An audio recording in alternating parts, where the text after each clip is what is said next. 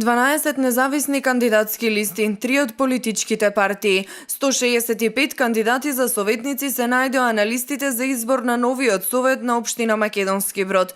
Од 5257 избирачи кои се запишани во избирачкиот список, гласале 4234 или нешто повеќе од 80% од гласачите.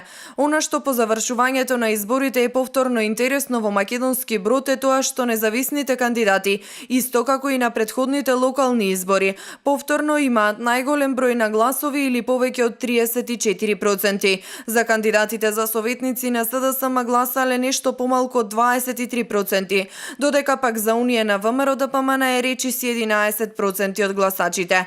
Или ако се гледа според бројот на советници, во новиот совет на општината Македонски Брод ќе има 5 независни советници, 4 од СДСМ и 2 од коалицијата на ВМРО-ДПМН. Александар Максимовски, Бране Јовановски, Игор Јанкуловски, Ивица Димовски и Ивица Аврамовски се независните кандидати кои ќе ги представуваат граѓаните во локалниот совет во следните 4 години. Сите доаѓаат од различна кандидатска листа. Останатите членови на советот се Драган Цветановски, Митре Јосифовски, Михаела Николовска, Ивица Стојковски од СДСМ и Жарко Ристевски и Владко Стојановски од ВМРО-ДПМН.